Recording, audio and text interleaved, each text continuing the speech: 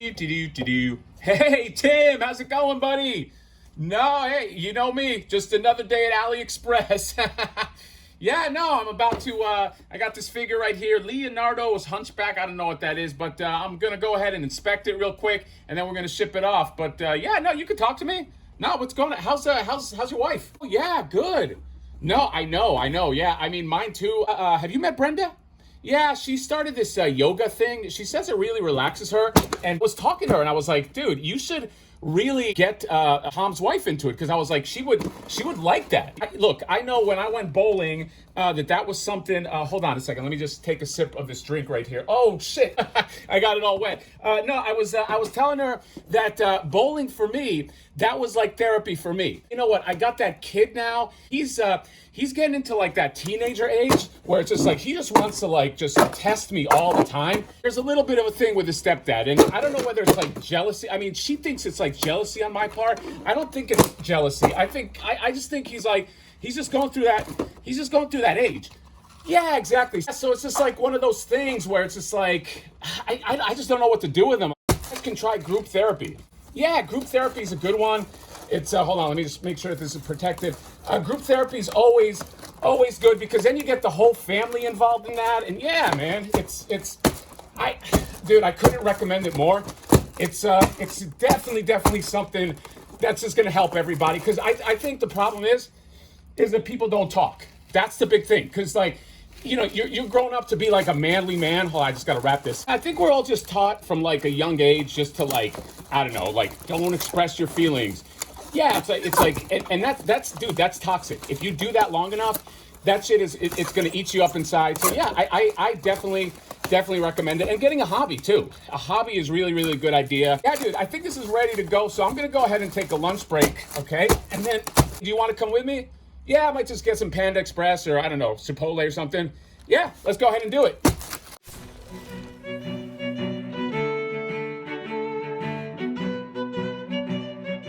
So we're back. All right, that's kind of a long intro, so I'm gonna keep this part short. You know, sometimes in the game of AliExpress, you win or you lose. You live or you die, okay? I've been lucky on some of the stuff I've ordered, but I finally, I think my luck has ran out, because I ordered this April, and it looks fine from here, right? But then you turn it around. Oh no! Look at this thing. Somebody was very angry at this box. Why did I order from AliExpress? I ordered like 3 weeks ago from AliExpress, because I thought I would get it in soon and soonish, so I can just review it. You know, I like to review these things as fast as possible. And I was like, okay, maybe I'll just order from there. And plus, this is before I knew it was going to be in every Target. So I was like, let me just take a chance. So what happens when you take a chance, okay? AliExpress, be warned, if you care about boxes, do not order from them, okay? Because look at this thing. Look how they massacred it. But that's okay, theoretically, because I'm not an inbox guy. So as long as the figure is not damaged, which I don't know if it is, I hope it's not, I'm fine with that. But we'll see in a second here. So I guess real quick sweep on the box. Cover art right here. I love this art, okay? If they had a poster or a print of this Judith Hoge's Bride April, I would buy it just like that. And then you could see, can you see it? I mean, it's all fucking crunched up, but hopefully through the dented mess, you can see that. And then this on the side. You know what? Let's. I mean, she looks fine. I don't know. I looked at her before. I don't think there's any damage, but we'll see. And then the back all fucking crunched up, like looks like a horror movie poster. This whole thing looks like a horror movie, okay? It's Nope. Nope Part 2, okay? Nope, we are not gonna ship you a box in good condition. So that's it. That's the crunchy box. Let's go ahead and open it up and take a look at the figure inside, and I'll see you at the review. Okay, so April, Bride of Frankenstein, April. I have mixed feelings about this figure, okay? I have some pros, and then I have some cons, okay? I will say first off, in the Universal Monsters line, so far my least favorite, okay? Let me start with the issues that I have, okay? Number one, I think the main issue is not really from an execution level, it's from like a conceptual level. First thing is that she doesn't seem very Bride of Frankensteinish. I think one of the things that the other monsters, Universal Monster crossovers do well is that they combine the turtles with their monster counterparts. To me, not so much the design of the hair, but the outfit. When I think of the Bride of Frankenstein, I think of that flowing outfit, that flowing dress, and they even had that in the Bride of Frankenstein April Playmates figure that came out in the 90s with the, I'll put a picture up there, but that to me defines the Bride of Frankenstein. It's that not just the hair, but it's also that dress. This dress right here, I mean, if you call it a dress, outfit, sorry, it's almost too modern. Here, let me just do a comparison with the other two. So what I mean is, you see how these two guys, they basically, their outfits are very era specific. There's no doubt that this is Frankenstein from the 1931 movie, okay? That movie didn't have like a defined era, okay? But it's very obvious that he has sort of like the suit from that era. And the only touches of like modernity are the pads, the knee pads and the elbow pads, and that's fine. And then same deal with the Hunchback. He has just the cloth. I mean, he's almost like that medieval kind of like era, even though again, I don't think in the movie they ever set what the era is. She's way too modern. She's just way too modern. I mean, this is like it's like a skirt and this I don't know what you call this. It's not a pantsuit, but like that, just that overcoat. And I get it, you know, they're trying to riff off of the Judith Hoag April, but to me, it's too much in that direction and not enough Bride of Frankenstein. I would have loved if this had, you know, the Judith Hoag face. We'll get into the face because I do have an issue with that too. But if it had like the Judith Hoag face, but something of the era that makes me think of Bride of Frankenstein. This almost looks like if Bride of Frankenstein came to the modern day, she would have an outfit like that. And I don't know. I just, and again, this goes back to a conceptual level, okay? The execution of this is good, but I just, I don't know. I just never loved it. And I thought maybe once I see it in hand, it would change, but I don't know. I'm still having that, like, I wish it was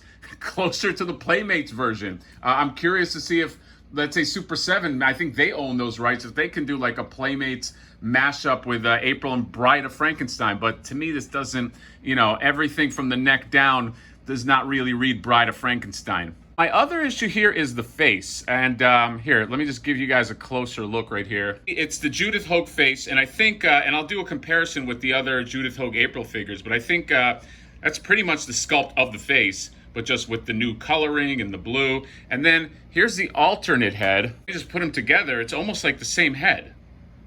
Versus, this is what I wanted, is this right here. I don't want to damage this pristine box, but this face is it should have gone with this face. Now I understand that would have been like a new sculpt, but I don't know. This expression on this box looks so good that it just bugs me that they couldn't use that. She's way too, I don't know. She's way too happy here. It doesn't really read that well, and I don't know. I wish it wasn't so. Let me just do a comparison with the other Aprils real quick. All right, so here is all the Judith Hoag Aprils together, and but you see what I mean? Like, she almost looks like she could be in the era with these two. It's okay. But I mean, if you want to just see them together, it is the same face. It's the same face sculpt. And, you know, she has the more smiling face that's appropriate with this one right here. And she has, I think she does too, but the angle is a little weird. So that's a comparison with the Aprils together. In terms of other things like the paint is really nice, okay, for what it is. They did a really good job on the paint. Here's the back of it. You get all the bugs there. I like the paint in the hair because it's her hair is technically brown, but it's got a lot of good shading in there, and there's shading in the white too. And I really love this weathered like look on the cloth, and it goes all the way down to here. I like how this is tattered at the bottom. That's really nice too. And the weathered look on the bandages reminds me of the Mummy. Very, very nice texturing here. It has all this patchwork here, and then the sewed pieces reminds me of what what's her name, Sally from the Nightmare Before Christmas, and then she's got these they're like, I don't know, platform sandals a la Frankenstein. But yeah, the painting on this thing is really, really nice. I like the blue that they used. Although I feel like Bride of Frankenstein was more whitish than blue. Maybe that's why it's giving me like Sally vibes. I got to check on that. But I mean, it's obviously a black and white movie, but I think she's always depicted as just super, super pale. Let's just go over Articulation real quick, and then I'll go into accessories, because I think she has some of the best accessories out of maybe all of these Universal figures. She looks up about that much, looks up really, really well, looks down about, yeah, barely looks down. And then you get the swivel right here on the head. I do like that. And then the joints on the shoulders go up about that much. And then you can get about 90 degrees on the single hinge elbows. You get the hinge on the wrist. You get the rotation.